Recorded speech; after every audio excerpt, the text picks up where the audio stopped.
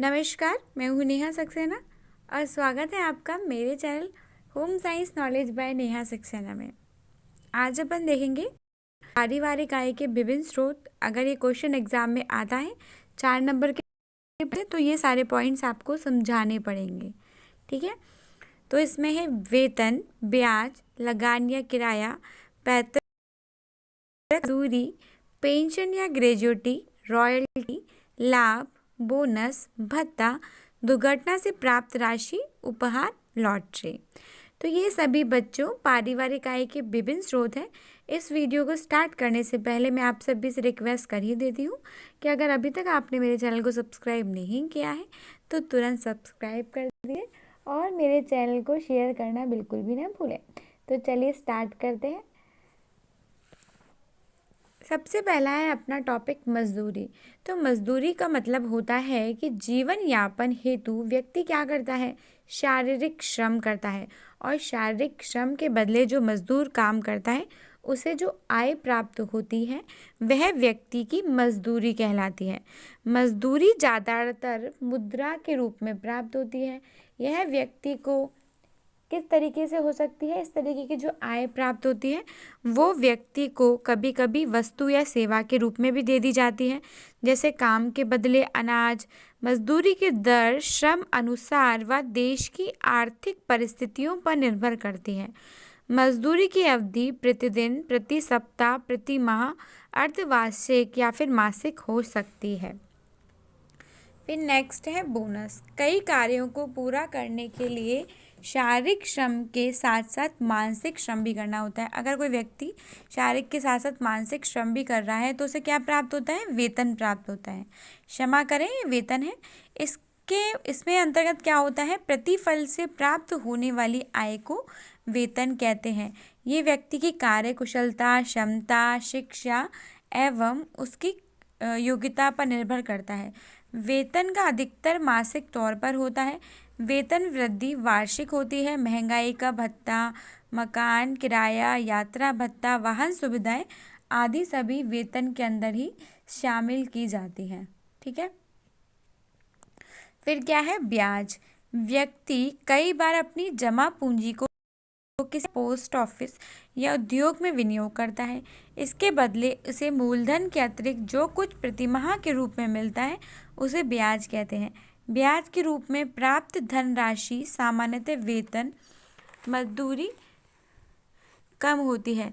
ब्याज एक ऐसी आय है जो हमेशा बदलती रहती है। यह धनराशि वेतन के अतिरिक्त अधिक हो जाती है। ब्याज की दर ऋण की प्रकृति पर निर्भर करती है। यह समय समय पर क्या होती है, घटती है व बढ़ती रहती है।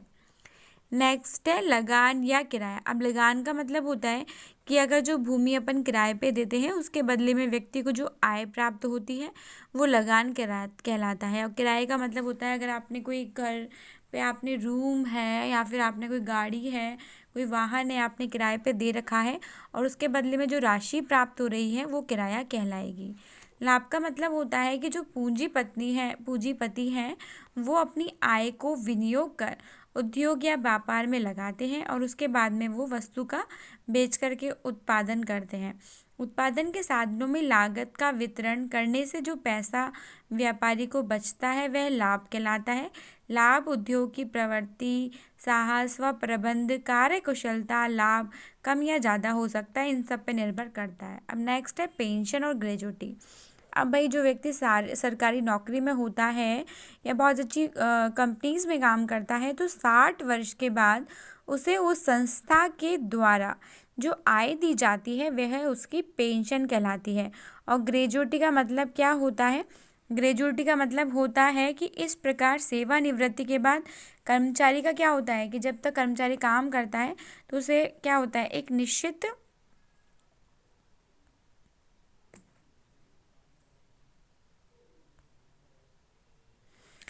क्या होता है, निश्चित आय प्राप्त होती रहती है। और ऐसी कंडीशंस में क्या होता है, फिर इसके अंदर क्या होता है कि जो सेवानिवृत्ति के बाद कर्मचारी को एक निश्चित राशि संस्थान द्वारा जहाँ वह कार्य प्रदान करता है उसे ग्रेजुएटी के रूप में मिलती है। यह एक मुश्त राशि है। पेंशन के समय नियमित रूप से लगातार दी वृद्धावस्था में पेंशन एवं ग्रेजुएटी आय के साधन होते हैं, जिनके आधार पर व्यक्ति अपना आगे का जीवन यापन करता है। बोनस का मतलब क्या होता है कि जो कई व्यावसायिक संस्थाएं होती हैं या उद्योग होते हैं, वहाँ पे आपने देखा होगा दीपावली है या फिर कोई बड़ा त्योहार है, तो संस्था द्वारा व्यक्ति को अतिरिक्त कुछ धनराशि दी जाती है, वो व्यक्ति का बोनस होता है। भत्ता मतलब होता है अलाउंसेस। वेतन के अलावा कर्मचारी को कई प्रकार के भत्ते दिए जाते हैं, जैसे कि महंगाई भत्ता, यात्रा भत्ता आदि। बीमारी और दुर्घटना से प्राप्त राशि। कई बार कर्मचारी को बीमारी या दुर्घटना होने पर दुर्घटना के बाद सुरक्षा आर्थिक सहायता के लिए औषधियों का व्यय, चिकित्सा खर्च करने की बजाय आर्थिक सहायता दी जाती है, जैसे कि मेडिकल की सुविधाएं, ये सब प्रोवाइड की जाती है, ये सब इसके अंतर्गत आती है। फिर नेक्स्ट है रॉयल्टी। लेखक को पुस्तक की बिक्री के अनुपात में जो धनराशि दी जाती है वो